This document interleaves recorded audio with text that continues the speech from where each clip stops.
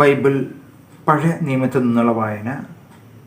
സങ്കീർത്തനങ്ങൾ അധ്യായം 117 മുതൽ.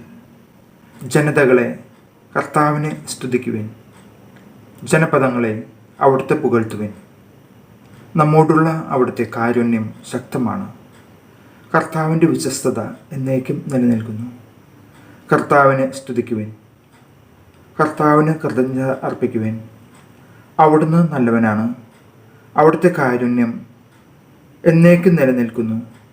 അവിടുത്തെ കാരുണ്യം ശാശ്വതമാണെന്ന് ഇസ്രായേൽ പറയട്ടെ. അവിടുത്തെ കാരുണ്യം ശാശ്വതമാണെന്ന് അഹ്റോൻ്റെ ഭവനം പറയട്ടെ. അവിടുത്തെ കാരുണ്യം ശാശ്വതമാണെന്ന് കർത്താവിൻ്റെ ഭക്തന്മാർ പറയട്ടെ. ദുരിതങ്ങളിൽ അകപ്പെട്ടപ്പോൾ ഞാൻ കർത്താവിനെ വിളിച്ചപേക്ഷിച്ചു. എൻ്റെ പ്രാർത്ഥന കേട്ട് അവിടുന്ന് എന്നെ മോചിപ്പിച്ചു. കർത്താവ് എൻ്റെ പക്ഷത്തുണ്ട്, ഞാൻ ഭയപ്പെടുകയില്ല. മനുഷ്യന് എന്നോട് എന്തു ചെയ്യാൻ കഴിയും? എന്നെ സഹായിക്കാൻ കർത്താവ് എൻ്റെ പക്ഷത്തുണ്ട്. ഞാൻ എൻ്റെ ശത്രുക്കളുടെ പതനം കാണും. മനുഷ്യനിൽ ആശ്രയിക്കുന്നതിനേക്കാൾ കർത്താവിൽ അഭയം തേടുന്നത് നല്ലത്. പ്രഭുക്കന്മാരിൽ ആശ്രയിക്കുന്നതിനേക്കാൾ കർത്താവിൽ അഭയം തേടുന്നത് നല്ലത്. ജനതകൾ എന്നെ വലയം ചെയ്തു, കർത്താവിൻ്റെ നാമത്തിൽ ഞാൻ അവരെ നശിപ്പിച്ചു. അവരെന്നെ വലയം ചെയ്തു, എല്ലാ വശത്തു നിന്നും അവരെന്നെ വളഞ്ഞു. കർത്താവിൻ്റെ നാമത്തിൽ ഞാൻ അവരെ വിച്ഛേദിച്ചു. തേനീച്ച പോലെ അവരെന്നെ പൊതിഞ്ഞു. മുൾപടർപ്പിന് പിടിച്ച തീ പോലെ അവർ ആളിക്കത്തി. കർത്താവിൻ്റെ നാമത്തിൽ ഞാൻ അവരെ വിച്ഛേദിച്ചു. അവർ തള്ളിക്കയറി ഞാൻ വീഴുമായിരുന്നു. എന്നാൽ കർത്താവ് എൻ്റെ സഹായത്തിനെത്തി.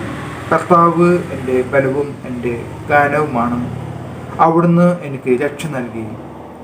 ഇതാ നീതിമാന്മാരുടെ കൂടാരത്തിൽ ജയഘോഷമായിരുന്നു. കർത്താവിൻ്റെ വലത് കൈയെ കരുത്ത് പ്രകടമാക്കി. കർത്താവിൻ്റെ വലതു കൈയെ മഹത്വമാർജിച്ചിരിക്കുന്നു. കർത്താവിൻ്റെ വലതു കൈയെ കരുത്ത് പ്രകടമാക്കി. ഞാൻ മരിക്കുകയില്ല, ജീവിക്കും. ഞാൻ കർത്താവിൻ്റെ പ്രവർത്തികൾ പ്രഘോഷിക്കും. കർത്താവ് എന്നെ കഠിനമായി ശിക്ഷിച്ചു, എന്നാൽ അവിടുന്ന് എന്നെ മരണത്തിൽ ഏൽപ്പിച്ചില്ല. നീതിയുടെ കവാടങ്ങൾ എനിക്കായി തുറന്നു തരിക. ഞാൻ അവയിലൂടെ പ്രവേശിച്ച് കർത്താവിന് നന്ദി പറയട്ടെ. ഇതാണ് കർത്താവിൻ്റെ കവാടം. നീതിമാന്മാർ ഇതിലൂടെ പ്രവേശിക്കുന്നു. അവിടുന്ന് എനിക്ക് ഉത്തരം വരില്ലേ. അവിടുന്ന് എൻ്റെ പ്രാർത്ഥന കേട്ട് എന്നെ രക്ഷിച്ചു. ഞാൻ അവിടുത്തേക്ക് നന്ദി പറയും. പണിക്കാർ ഉപേക്ഷിച്ചു കളഞ്ഞ കല്ല് മൂലക്കല്ലായി തീരുന്നു. ഇത് കർത്താവിൻ്റെ പ്രവൃത്തിയാണ്.